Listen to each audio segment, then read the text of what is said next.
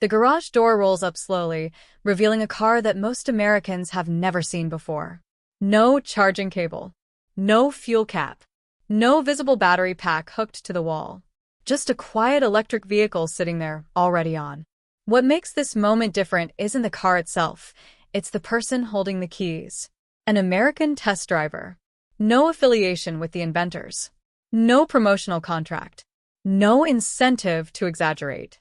Just someone who agreed to do one thing: drive Africa's so-called self-charging car exactly the way you drive any normal vehicle in the United States.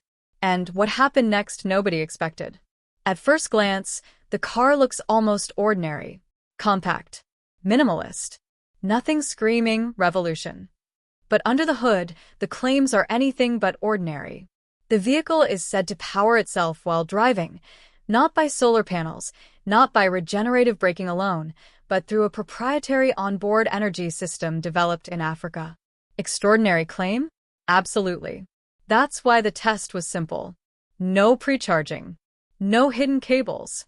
No staged conditions. The driver starts the car and pulls onto a suburban road. Acceleration is smooth. No engine noise. No vibration. The dashboard shows energy flow, consumption on one side, generation on the other. At first, everything looks normal. Energy drops slightly as speed increases. Then something strange begins to happen. After several miles, instead of the battery level continuing to fall, it stabilizes. The driver slows down, speeds up, takes turns, stops at lights. The system responds in real time. Energy in, energy out. Still balanced. This is usually the point where skeptics would say, okay, but wait until the highway. So that's exactly where he goes next. Merging onto faster roads, the car maintains speed comfortably. Air resistance increases. Load increases. This is where traditional EVs drain fastest. But the display tells a different story. The energy curve barely moves. At this point, the driver does something unplanned. He keeps driving. 20 minutes pass. Then 30. Then 40. No warning lights. No sudden drops. No emergency shutdown. And then comes the moment that changes the entire test. The driver pulls over, turns the car off, waits, then turns it back on again. The energy level is still there. No charging session. No external input. No explanation yet. Now, the questions start to matter. Is the system drawing power from ambient sources? Is it harvesting unused electromagnetic energy? Is it simply an extremely efficient closed-loop design? Or is there something else happening that hasn't been fully disclosed? To be clear, this test doesn't prove free energy. It doesn't rewrite physics in one afternoon. But it does something far more uncomfortable. It shows behavior that shouldn't be easy to dismiss. The driver repeats the test on a second day. Same result. Different route. Different conditions. Still no dramatic battery drain. Word begins to spread quietly. Engineers ask for data. Analysts want schematics. Skeptics want independent verification. Supporters say this could change everything for transportation in regions where charging infrastructure barely exists. And that's when the real tension begins. Because if even part of this system works as demonstrated, it doesn't just challenge the EV industry, it challenges who controls energy access itself. But here's the part almost no one talks about. The inventors aren't rushing to mass market this car. They aren't flooding social media with ads. They aren't making bold promises about replacing oil tomorrow. Instead, they're doing something far more unusual. They're inviting scrutiny. They're allowing limited tests. They're saying, look closely. Because once larger institutions get involved, the conversation changes completely. After the American driver's footage circulates quietly among engineers and analysts, a small but significant shift begins. Not on social media, not in headlines, but in inboxes. Technical questions, requests for telemetry data, invitations for controlled testing environments.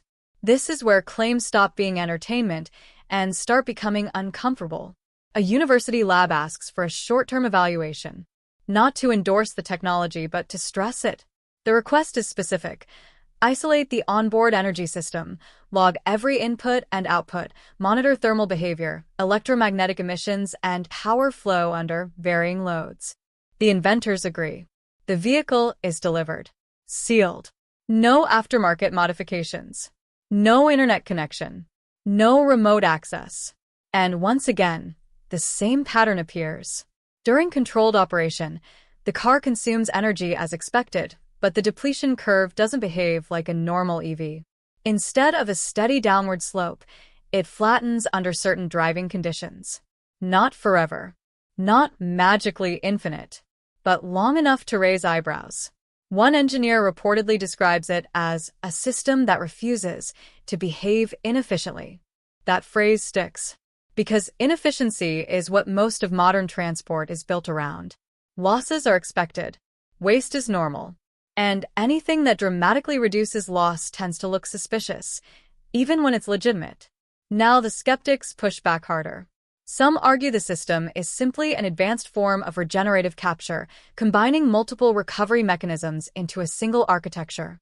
Others suggest the battery capacity may be far larger than disclosed, creating the illusion of self-charging behavior. Both explanations are plausible, but neither fully accounts for the data trends being observed. And that's where the debate intensifies. Behind closed doors, conversations shift from, "Is this fake?" to, "What exactly is it doing?" Because there's a difference. If it's fake, it collapses under scrutiny. If it's misunderstood, it forces a rethink. Meanwhile, the American driver is asked a question that no one expected. Would you be willing to drive it until it fails?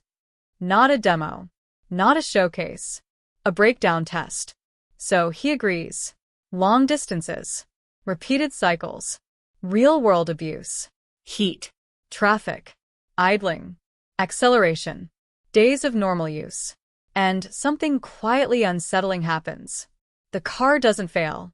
Not dramatically. Not conclusively. It just keeps operating within a narrow energy band, as if the system is constantly compensating, adjusting, correcting. No perpetual motion. No miracle moment. Just persistence. At this point, the story stops being about one car. Because if a system like this can even partially reduce dependence on charging infrastructure, it changes transportation economics in places where power grids are unstable, fuel is expensive, and access is limited. And that's when the pressure starts to build. Not from scientists, from industry. Because a technology doesn't have to be perfect to be disruptive. It just has to work well enough. And if this system works well enough, then the biggest question isn't how it functions. Because once that question is on the table, everything accelerates. Quiet meetings begin to replace public curiosity. Non-disclosure agreements. Neutral testing facilities. Carefully worded emails that never mention self-charging, only energy efficiency anomalies. The language becomes cautious, not because nothing is happening, but because too much might be. One analyst points out something subtle in the logs. Whenever the vehicle slows down, turns, or even idles, micro-recoveries appear across multiple subsystems, not just braking, but vibration, thermal gradients, electromagnetic noise. Each contribution is small on its own, almost meaningless, but together, they form a feedback loop. Not a violation of physics, a ruthless optimization of it. That realization reframes everything. The system isn't creating energy. It's refusing to waste it. And that distinction matters. Because suddenly the technology stops sounding like science fiction and starts sounding like something far more dangerous to existing models. An efficiency stack so tight it undermines assumptions the industry has relied on for decades. At this stage, comparisons to free energy quietly disappear from serious discussions. The new phrase circulating internally is near-closed energy loop. Still controversial. Still unproven at scale. But no longer dismissible. Meanwhile, the American driver notices something else. Over weeks of use, the car begins to learn. Power recovery improves slightly. Response curves smooth out. The system adapts to driving habits, road conditions, even climate. Not through AI in the flashy sense, but through continuous calibration. That raises another uncomfortable possibility. If the system improves over time, then early tests may actually understate its potential. Now imagine that technology not in a single vehicle but across buses, trains, aircraft auxiliary systems, remote infrastructure. The implications ripple outward. Energy grids become less strained. Charging networks become optional instead of mandatory. Transportation stops being a constant drain and starts behaving like a managed ecosystem. And that's when resistance appears. Not public outrage. Not debunking videos. Silence. Search results flatten. Recommendations slow. Interest doesn't explode, it evaporates. Which is often how disruptive ideas are handled before they're understood or contained. Yet the data still exists. The tests still happened. The vehicle still runs. And somewhere between skepticism and silence, a new reality takes shape. One where the most important breakthroughs don't announce themselves loudly. And that moment doesn't arrive with a press conference or a headline. It arrives quietly through repetition. The American driver keeps using the car, day after day. Commutes, errands, long highway stretches, stop-and-go traffic. Nothing dramatic happens, and that's exactly the point. No sudden drop in range. No mysterious failures. No moment where reality snaps back and exposes an illusion. Instead, the numbers remain stubbornly consistent. Energy in. Energy recovered. Energy lost, but less than expected. Engineers reviewing the extended logs begin to focus on time, not distance. After hundreds of hours of operation, the system's efficiency curve doesn't degrade the way batteries normally do. In some areas, it stabilizes. In others, it marginally improves. That shouldn't happen. Traditional EV systems age like everything else: chemical fatigue, thermal stress, diminishing returns. But this architecture spreads the load. No single component is pushed to its limit. Stress is diluted across the system, which introduces a concept rarely discussed in consumer vehicles: longevity through distribution. One engineer compares it to the internet. No central point of failure. No single source of truth. Just constant, low-level exchange. And that analogy sticks.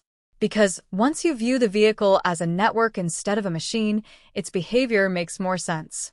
It's not charging itself. It's harvesting everything it would normally throw away: motion, heat, electromagnetic leakage, and reinvesting it instantly. Not enough to power a car on its own in isolation, but enough to change the equation.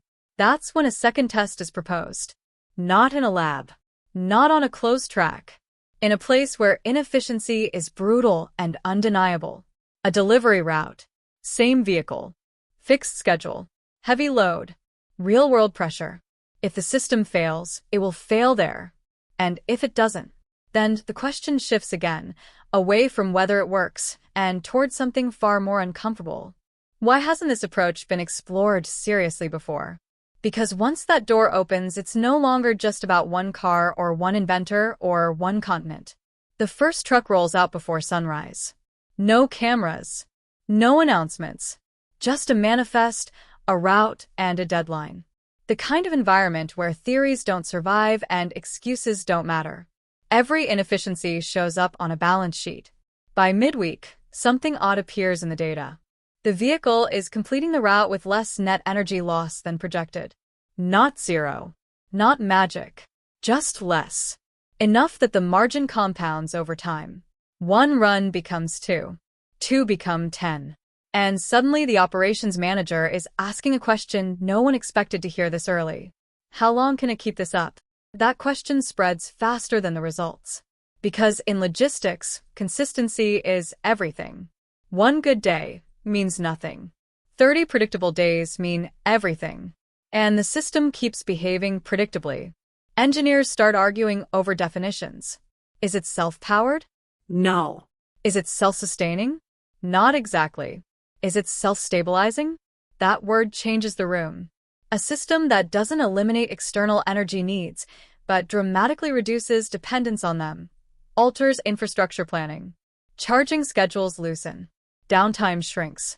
Routes expand. Entire assumptions about fleet size and redundancy begin to wobble.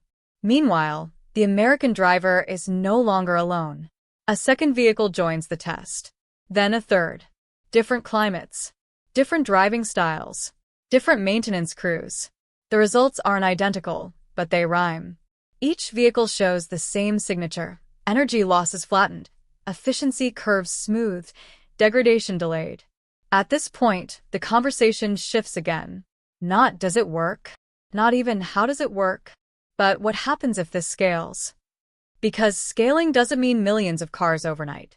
It starts with buses, municipal fleets, industrial vehicles that operate on predictable loops, places where even a 5% gain changes budgets and policies.